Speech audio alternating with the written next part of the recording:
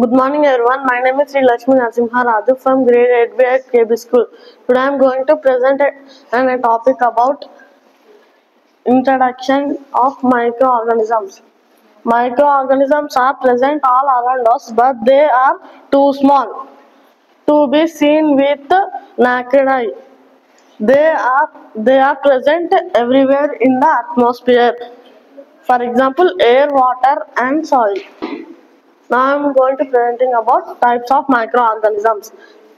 There are 4 types of microorganisms. They are bacteria, fungi, algae and protozoan. For example, bacteria, Lactobacillus, E. coli, etc. Algae, Chlamydomonas, etc. Fungi, bread mold, penicillium, etc. Protozoa, amoeba. Thank you.